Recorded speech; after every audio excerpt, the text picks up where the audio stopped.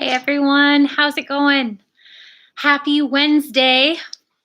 This week is flying by. I feel like I'm saying that every day, but it just seems like the weeks just keep going faster and faster. If you hear some grumping, that's Winnie. Hi. She went and got a groom today, and she was a little bit less than thrilled about it. So she got her summer haircut, and the blow dryer scares her. So she had to get blow dried so they could cut her evenly, and she's just done. Do you have things in your life that make you feel that way where you're just done? So she has collapsed on the floor in the I'm done position. So big sigh. But I hope that you guys are doing well. I hope your week is going good. It was so nice out today. A little windy, but the weather was good. We got out and we went on a little walk before reading tonight. So I hope that you guys were able to get out and play or get out and go for walks. Do you have a favorite place to go?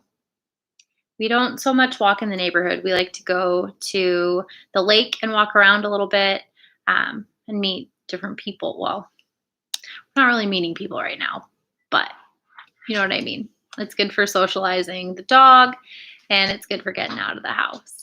So we like to do a little bit of that. And I had another adventure today. Made pasta from scratch, and that was an adventure and a half. If you've never made pasta homemade before, you should definitely try your hand at it. I'm told that you can use the same noodles for spaghetti and in soup. I don't know. But the first attempt, when you make your dough ball, you cut it into fours, and then you have to roll out each individual one. The first attempt did not go super great. They turned out like the noodles that you would put in chicken noodle soup. So I was like, well, that's where this first set's gonna go. And then the next two sets after that turned out okay. So we'll see. The dough I had rolled it a little bit thinner. You have to get a feel for it. But I made it spinach gluten-free pasta. So we were just trying new things left and right over here. So we will go ahead and get started and see who jumps on. If you haven't tried anything new this week, I challenge you to try something that you've never done before. And if you're having a hard time thinking of something, how about homemade pasta? How about homemade spinach pasta? I'm going to be posting the recipe soon. So we are going to read a poem from Where the Sidewalk Ends. It's by Shel Silverstein, and this is being read with permission from HarperCollins. Mary. No one's hanging stockings up. No one's baking pie. No one's looking up to see a new star in the sky. No one's talking brotherhood. No one's giving gifts. And no one loves a Christmas tree on March the 25th. Looks like a little Charlie Brown Christmas tree.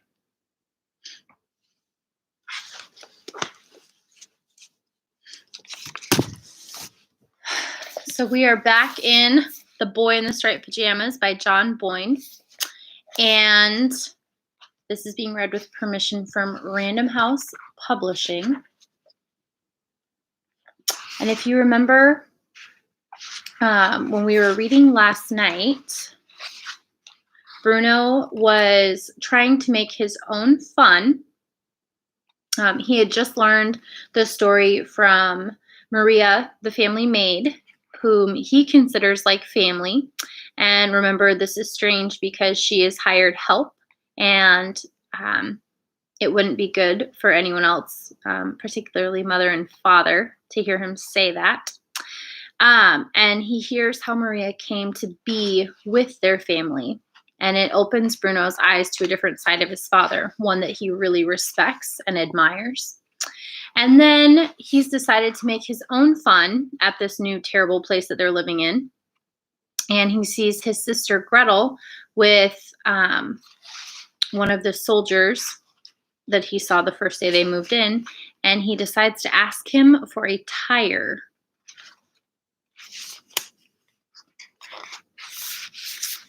Stop it, Kurt, said Gretel, drying her eyes. He doesn't understand you. He's only 9. Oh, will you be quiet, please? Shouted Bruno, staring at his sister in irritation. It was bad enough having to come out here and ask for a favor from Lieutenant Kotler, but it only made things worse when his own sister teased him all the way through it. You're only 12 anyway, he added, so stop pretending to be older than you are. I'm nearly 13, Kurt, she snapped. Her laughter stopped now, her face frozen in horror. I'll be 13 in a couple weeks' time. A teenager, just like you. Lieutenant Kotler smiled and nodded his head, but said nothing. Bruno stared at him. If it had been any other adult standing in front of him, he would have rolled his eyes to suggest that they both knew that girls were silly, and sisters utterly ridiculous. But this wasn't any other adult. This was Lieutenant Kotler. Anyway, said Bruno, ignoring the look of anger that Gretel was directing towards him. Other than that one, is there anywhere else that I could find a spare tire? Of course, said Lieutenant Kotler, who had stopped smiling now and seemed suddenly bored with the entire thing. But what do you want it for anyway? I thought I'd make a swing, said Bruno. You know, with a tire and some rope on the branch of a tree. Indeed, said Lieutenant Kotler, nodding his head wisely as if such things were only distant memories to him now, despite the fact that he was, as Gretel had pointed out, no more than a teenager himself. Yes, I made many swings myself when I was a child. My friends and I had many happy afternoons together playing on them. Bruno felt astonished that he could have anything in common with him, and even more surprised to learn that Lieutenant Kotler had ever had friends. So, what do you think? He asked. Are there any around? Lieutenant Kotler stared at him and seemed to be considering it, as if he wasn't sure whether he was going to give him a straight answer or try to irritate him as he usually did.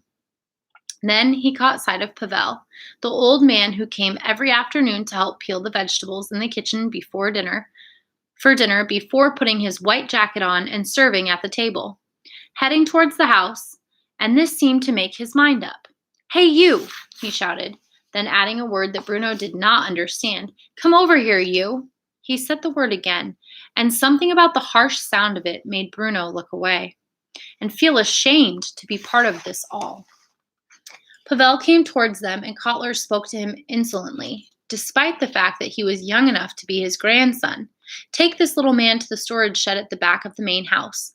Lined up along a sidewall are some old tires. He will select one, and you are to carry it wherever he asks you to. Is that understood?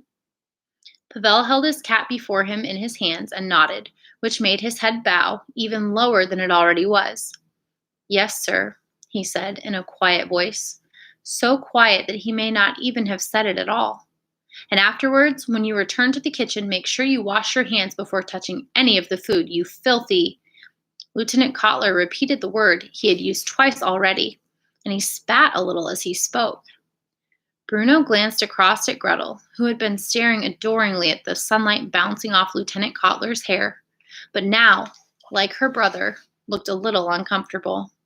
Neither of them had ever really spoken to Pavel before, but he was a very good waiter, and they, according to father, did not grow on trees. Off you go, then, said Lieutenant Kotler, and Pavel turned and led the way towards the storage shed, followed by Bruno, who from time to time glanced back in the direction of his sister and the young soldier and felt a great urge to go back there and pull Gretel away, despite the fact that she was annoying and self-centered and mean to him most of the time. That, after all, was her job. She was his sister. But he hated the idea of leaving her alone with a man like Lieutenant Kotler. There really was no other way to dress it up. He was just plain nasty. The accident took place a couple of hours later, after Bruno had located a suitable tire, and Pavel had dragged it to the large oak tree on Gretel's side of the house. And after Bruno had climbed up and down and up and down and up and down the trunk to tie the rope securely around the branches and the tire itself, until then, the whole operation had been a tremendous success. He had built one of these once before, but back then, he had had Carl and Daniel and Martin to help him with it. On this occasion, he was doing it by himself, and that made things decidedly trickier. And yet somehow he managed it. And within a few hours, he was happily installed inside the center of the tire, and swinging back and forth as if he did not have a care in the world, although he was ignoring the fact that it was one of the most uncomfortable swings he had ever been on in his life. He lay flat out across the center of the tire and used his feet to give himself a good push off the ground.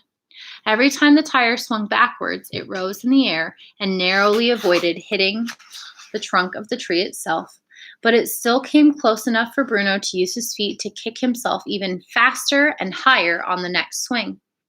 This worked very well until his grip on the tire slipped a little just as he kicked the tree, and before he knew it, his body was turning inside and he fell downwards, one foot still inside the rim, while he landed face down on the ground beneath him with a thud. Everything went black for a moment and then came back into focus. He sat up on the ground just as the tire swing swung back and hit him in the head, and he let out a yelp and moved out of its way.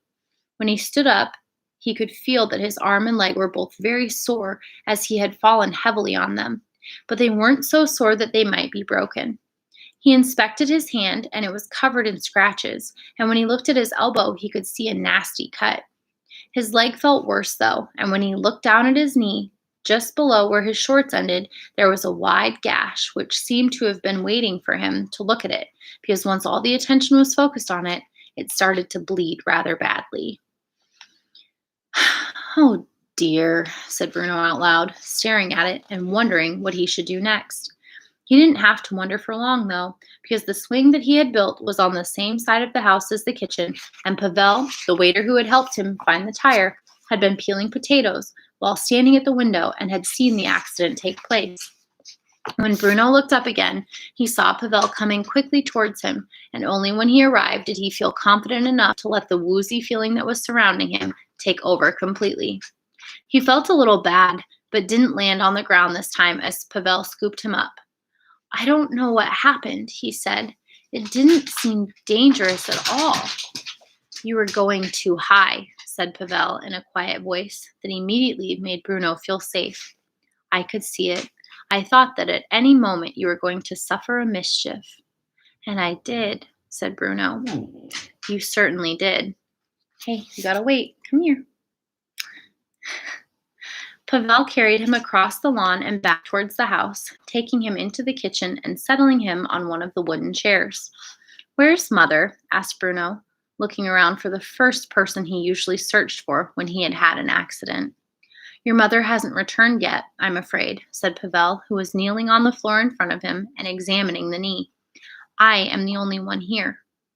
"What's going to happen then?" asked Bruno, beginning to panic slightly, an emotion that might encourage tears.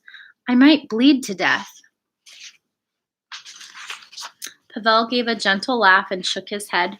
"You're not going to bleed to death," he said, pulling a stool across and settling Bruno's leg on it.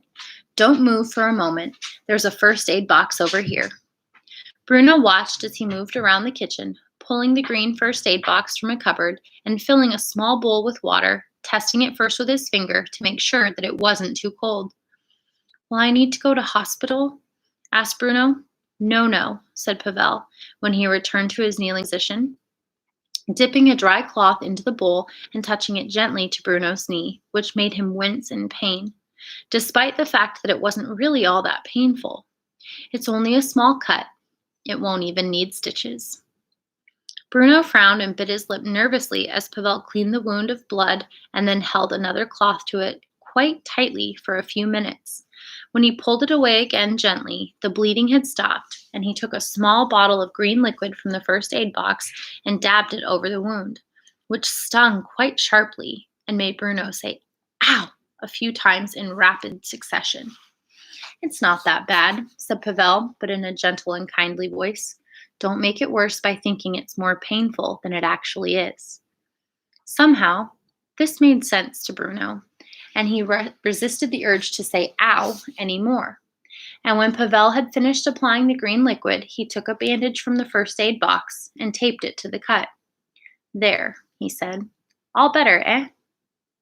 Bruno nodded and felt a little ashamed of himself for not behaving as bravely as he would have liked.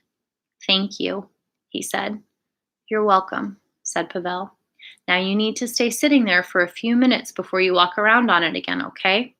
Let the wound relax and don't go near that swing again today. Bruno nodded and kept his legs stretched out on the stool while Pavel went over to the sink and washed his hands carefully, even scrubbing under his nails with a wire brush before drying them off and returning to the potatoes. Will you tell Mother what happened? Asked Bruno, who had spent the last few minutes wondering whether he would be viewed as a hero for suffering an accident or a villain for building a death trap. I think she'll see for herself, said Pavel, who took the carrots over to the table now and sat down opposite Bruno as he began to peel them onto an old newspaper. Yes, I suppose so, said Bruno. Perhaps she'll want to take me to a doctor. I don't think so, said Pavel quietly. You never know, said Bruno, who didn't want his accident to be dismissed quite so easily. It was, after all, quite the most exciting thing that had happened to him since arriving here.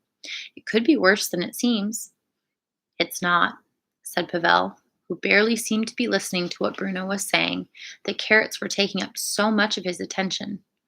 Well, how do you know? Asked Bruno quickly, growing irritable now, despite the fact that this was the same man who had come out to pick him up off the ground and brought him in and taken care of him. You're not a doctor. Pavel stopped peeling the carrots for a moment and looked across the table at Bruno, his head held low, his eyes looking up, as if he were wondering what to say to such a thing. He sighed and seemed to consider it for quite a long time before saying, Yes, I am. Bruno stared at him in surprise. This didn't make any sense to him. But you're a waiter, he said slowly, and you peel the vegetables for dinner. How can you be a doctor, too? Young man, said Pavel, and Bruno appreciated the fact that he had the courtesy to call him young man instead of little man, as Lieutenant Kotler had. I certainly am a doctor. Just because a man glances up at the night sky does not make him Just because a man glances up at the night sky does not make him an astronomer, you know. Bruno had no idea what Pavel meant, but something about what he had said made him look at him closely for the first time. He was quite a small man and very skinny, too, with long fingers and angular features. He was older than father, but younger than grandfather, which still meant he was quite old. And although Bruno had never laid eyes on him before coming to Outwith, something about his face made him believe that he had worn a beard in the past, but not anymore. But I don't understand, said Bruno, wanting to get to the bottom of this. If you're a doctor, then why are you waiting on tables? Why aren't you working at a hospital somewhere? Pavel hesitated for a long time before answering, and while he did so, Bruno said nothing. He wasn't sure why, but he felt that the polite thing to do was to wait until Pavel was ready to speak. Before I came here, I practiced as a doctor, he said finally. Practiced? Asked Bruno, who was unfamiliar with the word. Weren't you any good then? Pavel smiled. I was very good, he said. I always wanted to be a doctor, you see, from the time I was a small boy, from the time I was your age. I want to be an explorer, said Bruno quickly. I wish you luck, said Pavel. Thank you. Have you discovered anything yet? Back in our house in Berlin, there was a lot of exploring to be done, recalled Bruno. But then it was a very big house, bigger than you could possibly imagine. So there were a lot of places to explore. It's not the same here. Nothing is the same here, agreed Pavel. When did you arrive at Outwith? Asked Bruno. Pavel put the carrot and the peeler down for a few moments and thought about it. I think I've always been here, he said finally in a quiet voice. You grew up here? No, said Pavel, shaking his head. No, I didn't. But you just said, Before he could go on, Mother's voice could be heard outside. As soon as he heard her, Pavel jumped up quickly from his seat and returned to the sink with the carrots and the peeler and the newspaper full of peelings and turned his back on Bruno, hanging his head low and not speaking again. "What on earth happened to you?" asked Mother when she appeared in the kitchen, leaning down to examine the plaster which covered Bruno's cut. "I made a swing and then I fell off of it," explained Bruno. "And then the swing hit me on the head and I nearly fainted. But Pavel came out and brought me in and cleaned it all up and put a bandage on me, and it stung very badly, but I didn't cry. I didn't cry once, did I, Pavel?" Pavel turned his body slightly in their direction, but didn't lift his head. "The wound has been cleaned," he said quietly, not answering Bruno's question. "There's nothing to worry about." "Go to your room, Bruno," said Mother, who looked distinctly uncomfortable now. "But Don't argue with me. Go to your room." She insisted, and Bruno stepped off the chair, putting his weight on what he had decided to call his bad leg, and it hurt a little. He turned and left the room, but was still able to hear Mother saying thank you to Pavel as he walked towards the stairs. And this made Bruno happy, because surely it was obvious to everyone that if it hadn't been for him, he would have bled to death. He heard one last thing before going upstairs, and that was Mother's last line to the waiter who claimed to be a doctor. "If the commandant asks, we'll say that I cleaned Bruno up," which seemed terribly selfish to Bruno, and a way for Mother to take credit for something that she hadn't done.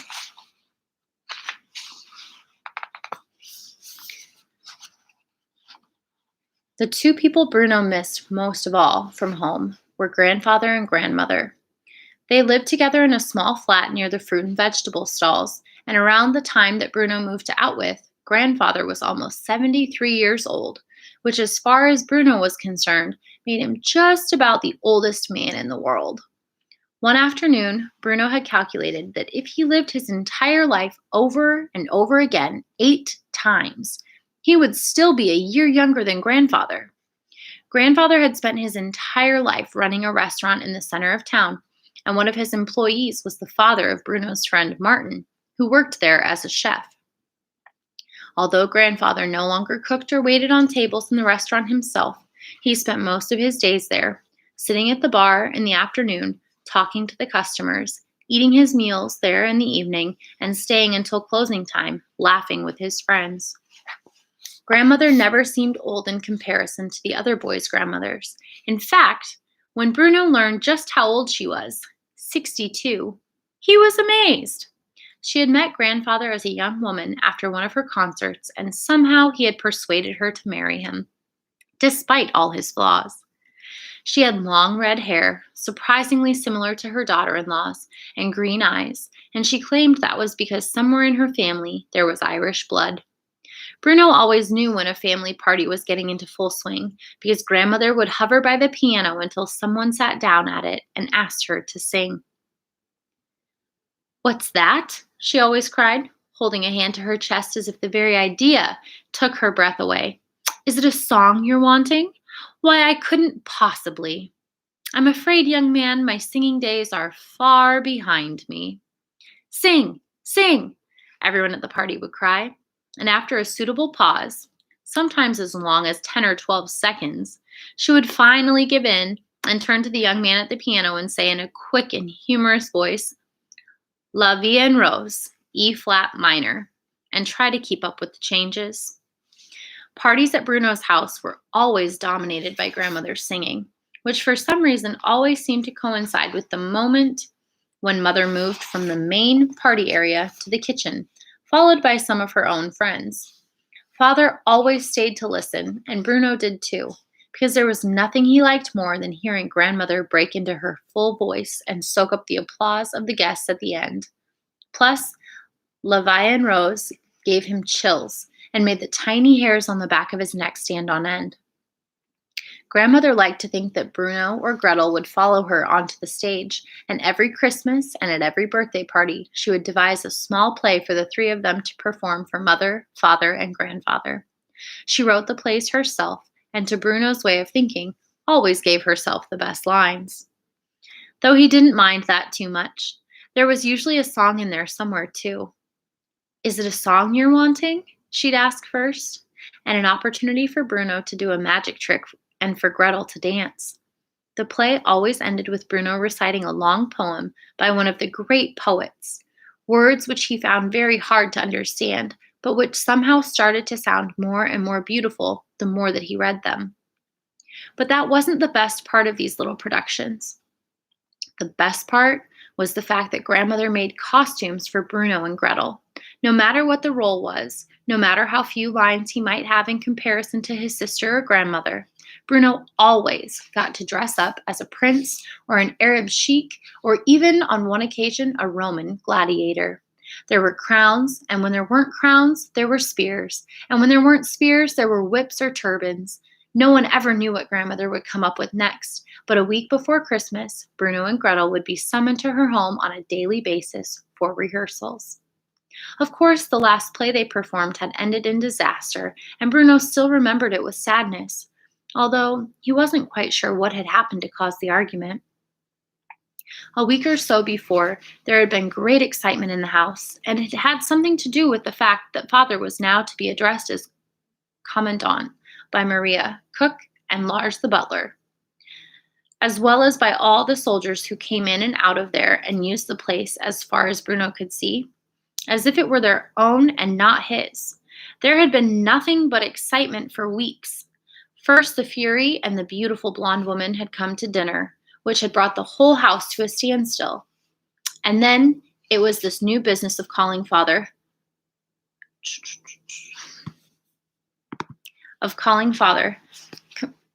commandant. Mother had told Bruno to congratulate father, and he had done so, although if he was honest with himself, which he always tried to be, he wasn't entirely sure what he was congratulating him for. On Christmas Day, father wore his brand new uniform, the starched and pressed one that he wore every day now, and the whole family applauded when he first appeared in it. It really was something special. Compared to the other soldiers who came in and out of the house, he stood out, and they seemed to respect him all the more now that he had it. Mother went up to him and kissed him on the cheek and ran a hand across the front of it, commenting on how fine she thought the fabric was. Bruno was particularly impressed by all the decorations on the uniform, and he had been allowed to wear the cap for a short period, provided his hands were clean when he put it on.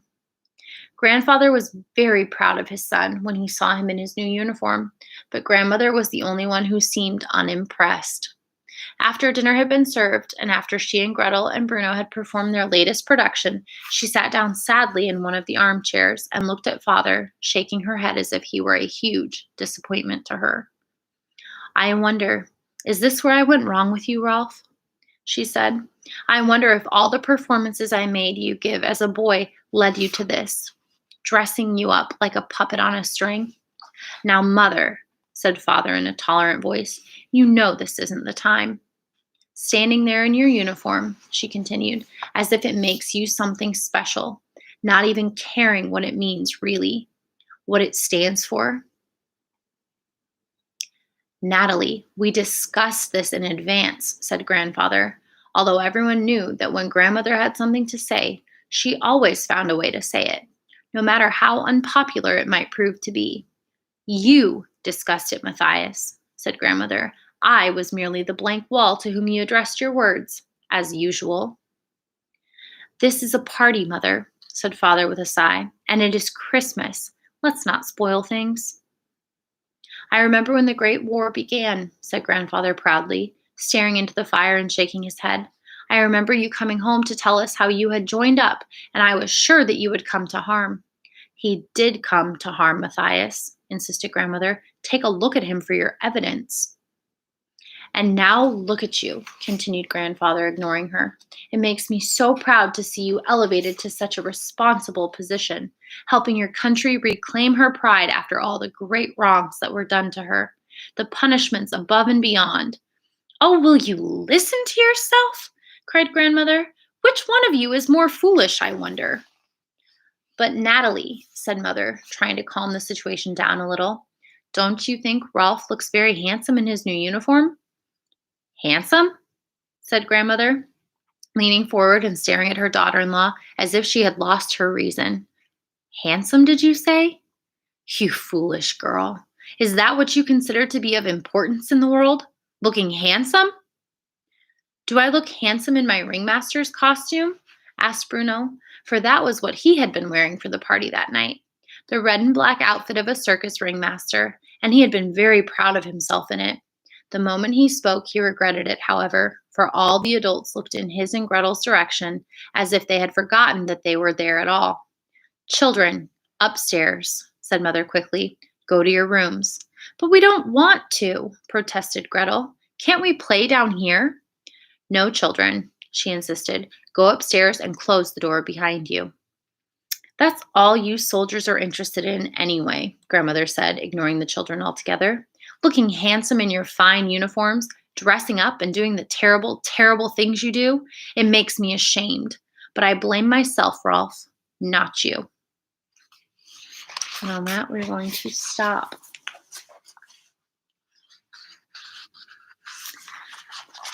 So as you listen, is it painting a picture of the different views that each person has?